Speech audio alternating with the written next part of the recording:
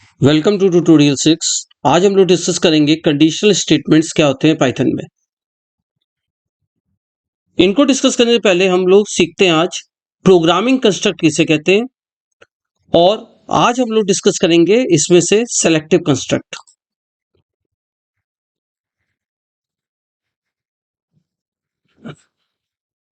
तो what is programming construct? Programming construct is the flow of execution of statements in a program. यानी program में जो हम statements लिखते हैं, स्टेटमेंट 1 2 3, वो किस ऑर्डर में एग्जीक्यूट होते हैं, ये कहलाता है हमारा प्रोग्रामिंग कंस्ट्रक्ट। जैसे हम एग्जाम्पल डिस्कस करते हैं, ये हमने एक फाइल बनाई और इस फाइल पे हमने एक प्रोग्राम लिखा।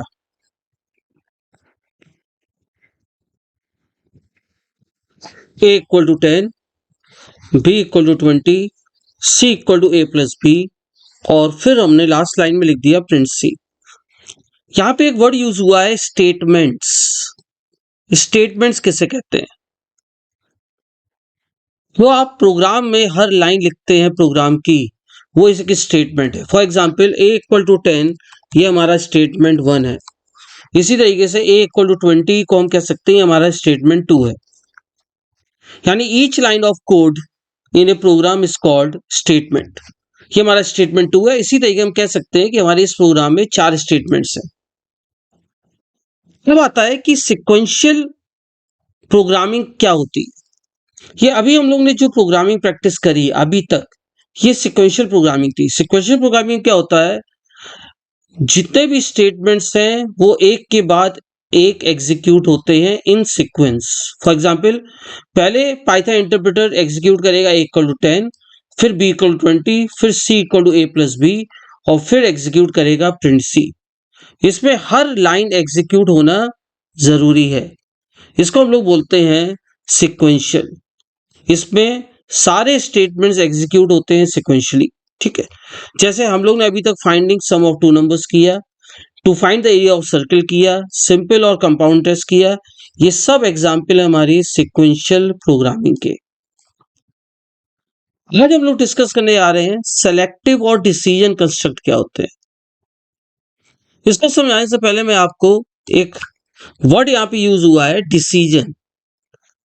फॉर एग्जाम्पल, मैं अगर आपसे कहूं कि c equal to a greater than b, या मैं सीधे पाइथन ही ओपन कर लेता हूं यहाँ पे, और सीधे ये इंटरेक्टिव बोर्ड में मैं लिखता हूं कि सपोज a 10 है, b 20 है, और अगर मैं a ग्रेटर देन b कर दूं, तो ये जो मैंने चेक किया कि क्या a b से ग्रेटर है, इसी को हम लोग बोल देते हैं कंडीशन चेकिंग,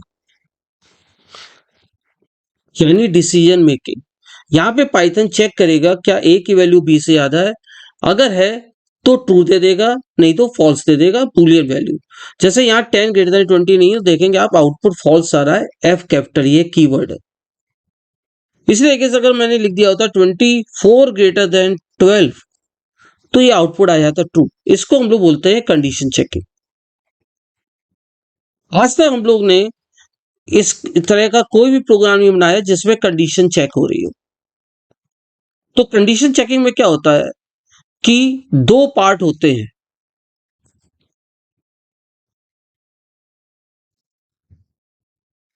कंडीशन चेकिंग में दो पार्ट होते हैं, इफ और एल्स।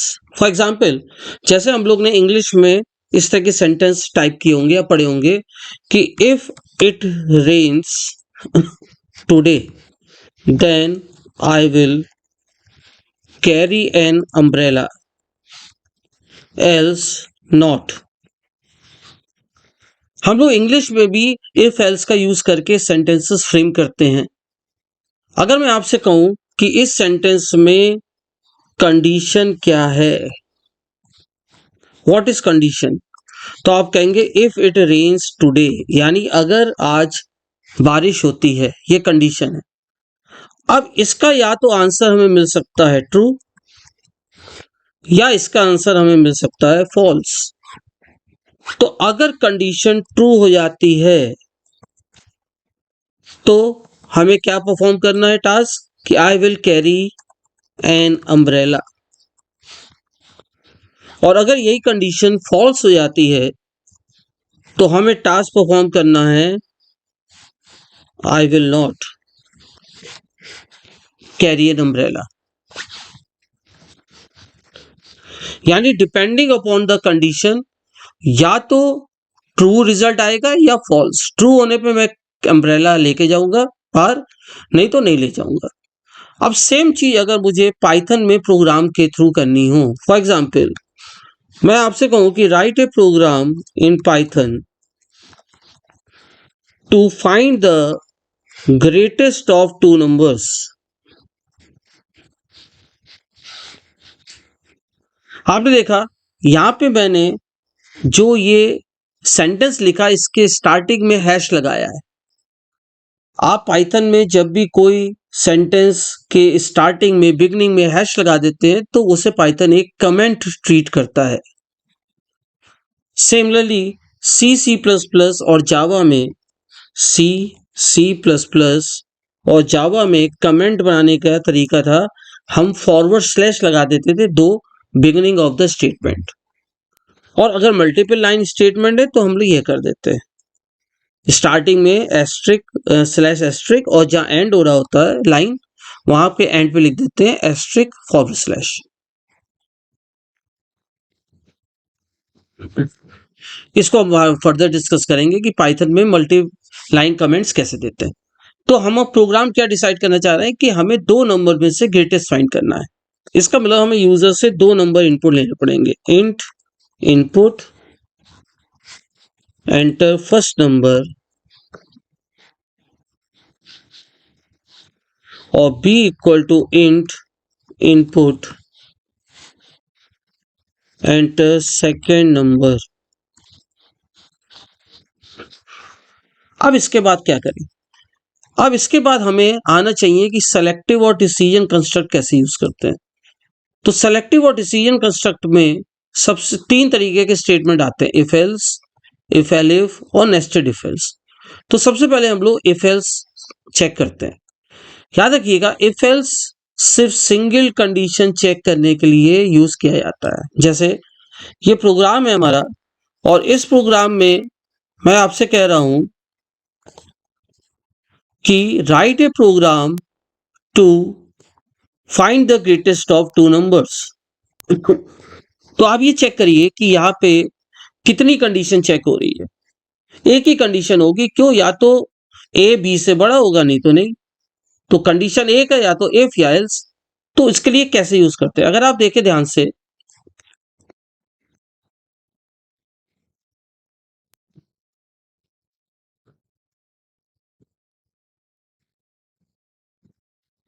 यहाँ पे सबसे पहले हम इफ लिखते हैं और इफ के आगे कंडीशन लिखते हैं, उसके बाद कोलन लगाते हैं।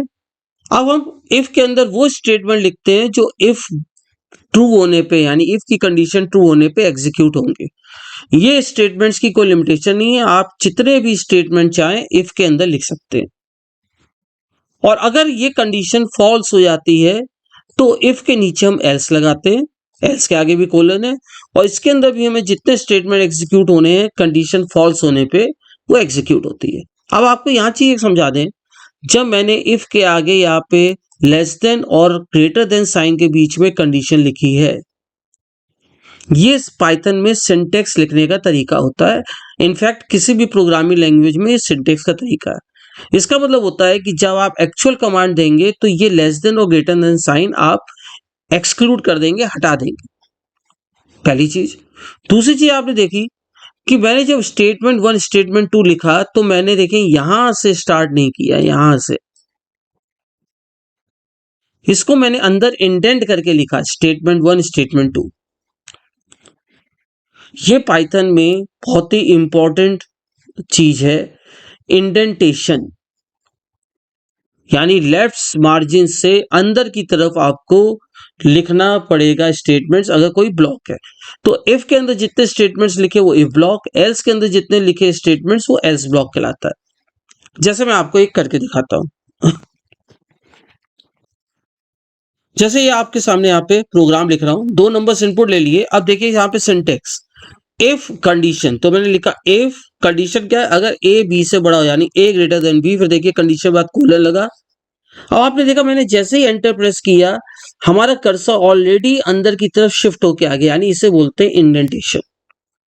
पाइथन की आइडियली अपने आप ही इंडेंट कर देती है कर्सर को, लेकिन अगर आपसे गलत सिंटेक्स टाइप हो गया, for example if a greater than b के बाद मैंने कोलन नहीं दिया और सीधे एंटर प्रेस कर दिया, तो देखिए यहाँ पे कर्सर कहाँ है इस समय, बिल्कुल इफ के नीचे। और अगर आपने यहाँ पे लिख दिया कि प्रिंट ए इज ग्रेटेस्ट और आप इतना रन कराएंगे एल्स, अब देखिए यहाँ पे आपने लिखा एल्स और फिर कोलन नहीं लगाया और आपने लिख दिया प्रिंट बी इज ग्रेटेस्ट।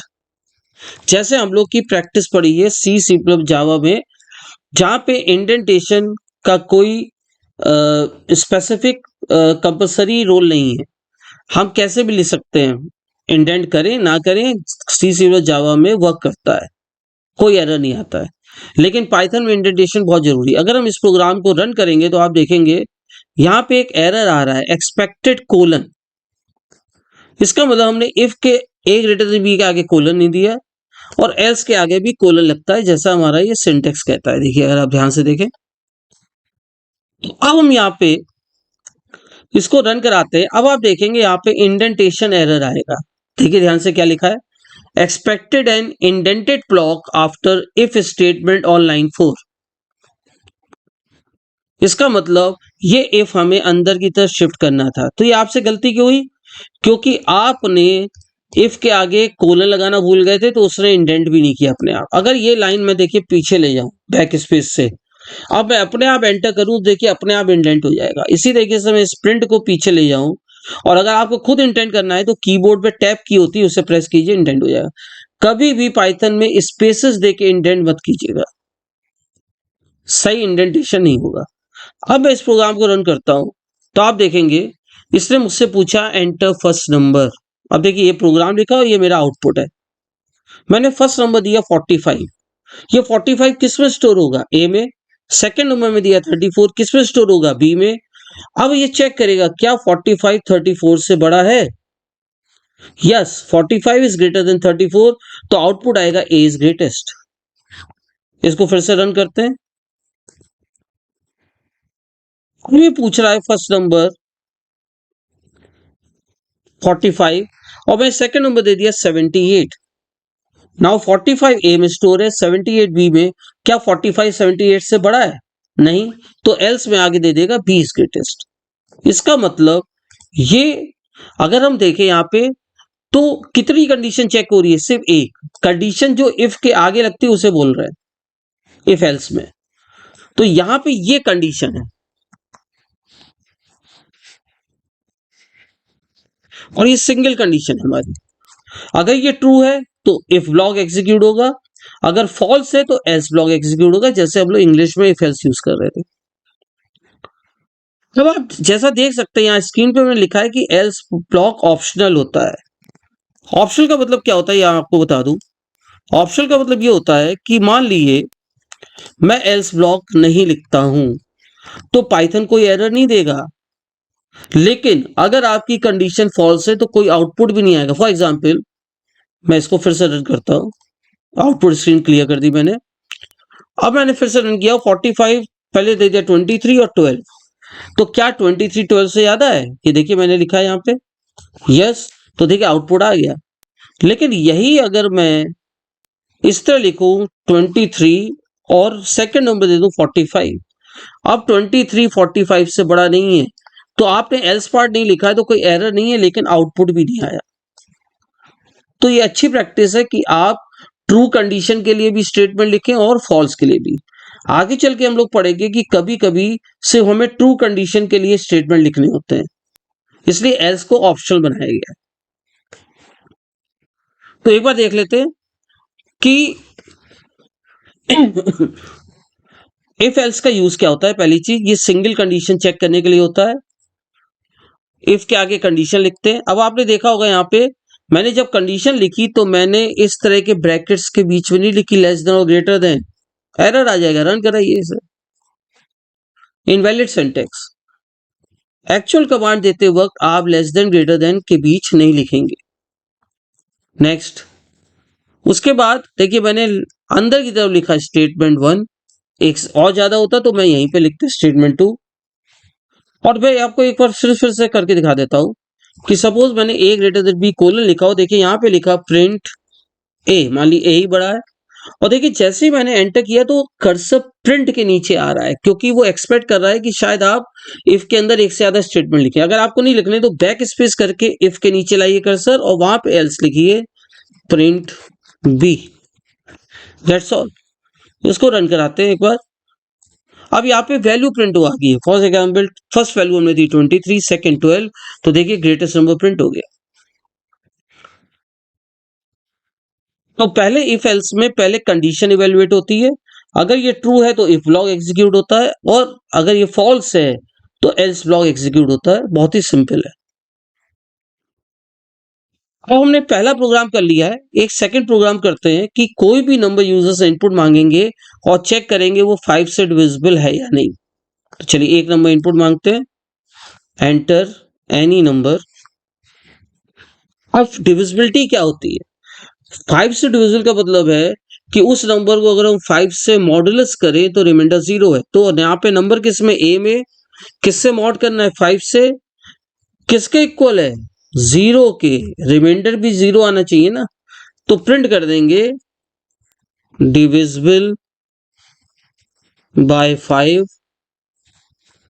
और देखिए इस समय प्रिंट के नीचे कर्सर आ रहा है, बैक स्पेस किया, एल्स प्रिंट नॉट डिविजिबल। इसको रन कराते हैं। हमने नंबर दिया 24, 24 डिविजिबल नहीं है, देखिए आ रहा है नॉट डिविजिबल। फिर से रन कराते हैं और एक नंबर देते हैं 55, देखिए 55 डिविजिबल होता है 5 से, तो आउटपुट आ रहा है 5। बहुत से लोगों की एक जनरल मिस्टेक होती है, वो सिर्फ ए मॉड 5 लिख देते हैं। ए मॉड 5 का मतलब है आप 5 को से डिवाइड कर रहे हो ए को, तो रिमाइंडर कुछ आएगा, वो रिमाइंडर किसके इक्वल है आपने चेक ही नहीं किया। अगर मैं इतने को रन कराऊं तो आप देखिए मैंने दिया 55, तो दे रहा है नॉट डिविजिबल। क्यों? क्योंकि उसे पता नहीं चल रहा है कि डिविजिबिलिटी का मतलब ये होता है कि जब मॉड करने के बाद 0 के इक्वल आए रिमाइंडर, तो ए मॉड 5 हमें रिमाइंडर दे रहा है और वो किसके इक्वल आए, 0 के। अब आता है कि अगर मान लीजिए मल्टीपल कंडीशंस आपके पास आ जाएं, एक से ज्यादा चेक करने को, तो उसके लिए इफ एल्स नहीं बना, उसके लिए बना है इफ एल इफ। इसका काम ही है मल्टीपल कंडीशंस चेक करना। फॉर एग्जाम्पल इसका सिंटेक्स भी चेंज हुआ। देखिए अभी तक हम इफ के आगे कंडीशन देते थे और फिर उसके अंदर स्टेटमेंट देते थे, लेकिन अब आप देख रहे हैं कि एल्स हट गया है और एल्स की आगे आ गया एलिफ, एलिफ में स्पेस नहीं है, और उसके आगे भी हम कंडीशन दे रहे हैं। इसका मतलब अगर हमें मल्टीपल कंडीशंस देनी है तो इफ एल्स नहीं, इफ एलिफ वाली चेन यूज होगी। अगर एक कंडीशन है, दो है, तीन है, इसकी कोई लिमिटेशन नहीं है, आप कितनी कंडीशंस चेक कर सकते हैं। इस तरीके से आपको जितने एलिफ लगाने हैं उतने एलिफ आप ब्लॉक यूज कर सकते हैं यहाँ पे। और जैसा कि मैंने बताया कि अगर कोई भी कंडीशन ट्रू नहीं है तो उसके लिए भी आपके प्रोग्राम में प्रोविजन होने चाहिए, तो इसलिए लास्ट में हम एल्स ब्लॉक लगा देते हैं, लेकिन again this is also optional. चलिए एक प्रोग्राम बनाते हैं। जैसे अगर मैं आपसे कहूं कि एक नंबर इनपुट कीजिए in Python and write a program in Python to input any number, input 2 numbers कर लेते हैं, input 2 numbers and find the greatest, जो अभी हम लोगों ने किया था, and find the greatest, also check whether they are equal or not। चलिए करते हैं। इसका मतलब कोई नंबर, दो नंबर में से ग्रेटेस्ट चेक किया और ये भी चेक करता हूँ इक्वल है या नहीं। ठीक है, ठीक है। अभी हम लोगों ने प्रोग्राम क्या किया, दो नंबर इनपुट किए, int input enter first number b equal to int input enter second number,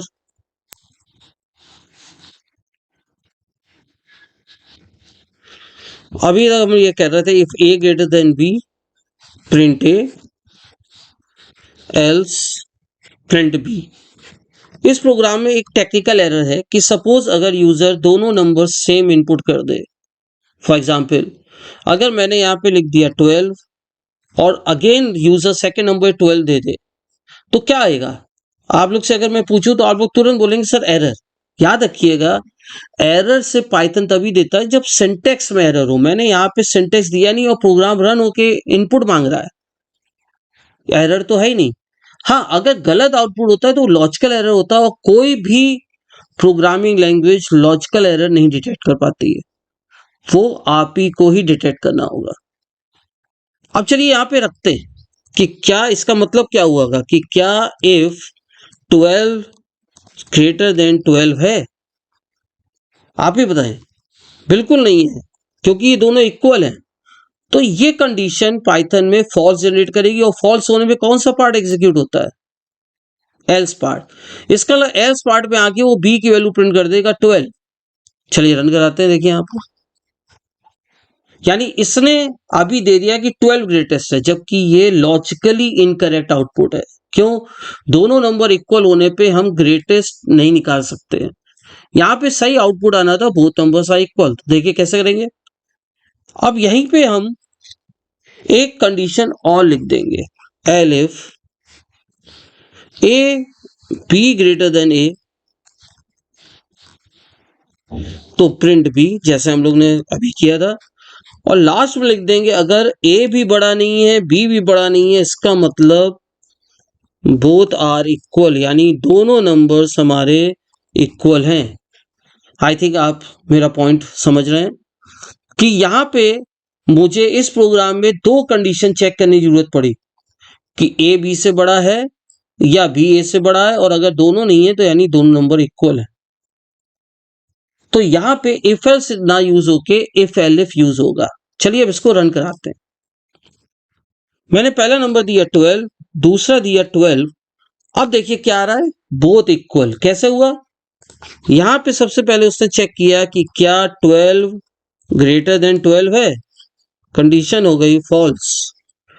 तो एल्स पे गया, तो एल्स पे उसने चेक किया कि क्या 12 लेस देन 12 है, तो अगेन कंडीशन हो गई फॉल्स। तो इसका मतलब एल्स पे आगे प्रिंट कर दिया बोथ नंबर्स आर इक्वल। देखिए इसको रन कराते हैं फिर से। इधर मैंने ये प्रोग्राम लिखा हुआ और ये हमारी आउटपुट विंडो है। देखिएगा फर्स्ट नंबर 12, सेकंड 12 इक्वल। हम चाहते तो यहाँ एल्स पार्ट ऑप्शनल होता है, तो यहाँ लिख सकते थे एलिफ क्या ए इक्वल टू बी है, और इफ में याद रखिएगा जब भी इक्वल टू यूज करें तो डबल इक्वल टू यूज करें। तो क्या ए इक्वल टू बी है? यस है, तो बोथ नंबर्स आर इक्वल। इसको भी रन करके देख लेते हैं। अब हम दोनों नंबर्स इक्वल देते हैं, 25 25 देखिए आ गया बोथ नंबर्स आर इक्वल। एक हम ग्रेटेस्ट फाइंड करके देखते हैं। पहला हमने 25 दिया, लेस दूसरा 12 दिया, देखिए 25 आ गया। और अब हम नेक्स्ट पहला नंबर छोटा देते हैं और सेकंड बड़ा देते हैं, देखिए 25 आ रहा है।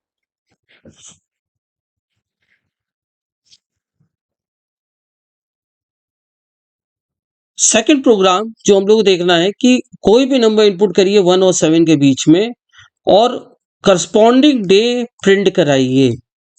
यानी अगर यूजर ने 1 दिया है तो संडे प्रिंट हो, 2 दिया है तो मंडे प्रिंट हो, इसी तरीके से 7 तक सैटरडे प्रिंट हो। अगर 1 to 7 के बीच में कोई वैल्यू नहीं देता है यूजर तो इनवैलिड नंबर प्रिंट हो। कभी भी प्रोग्राम करने से पहले आप ये देखिए कि वो प्रोग्राम इफ एल्स से होगा या इफ एलिफ से होगा। इफ एल्स याद रखिए जब एक कंडीशन हो। अब आप बताइए यहाँ पे इस प्रोग्राम में मुझे कोई भी एक नंबर यूजर देगा, उसकी रेंज हो सकती है 1 से 7, एक नंबर। लेकिन उसे चेक करना है कि अगर 1 है तो संडे, तो कौन सा प्रोग्रामिंग कंस्ट्रक्ट सही यूज होगा। यहाँ पे 7 कंडीशन उसे चेक करनी है, तो इफ एलिफ सही होगा। तो इस प्रोग्राम को बनाते हैं। सबसे पहले हम यूजर से एक नंबर इनपुट ले लेते हैं, int input enter any number. अब हमें जैसा इसमें लिखा हुआ है कि आप चेक करिए कि अगर यूजर एंटर करता है 1 तो प्रिंट संडे।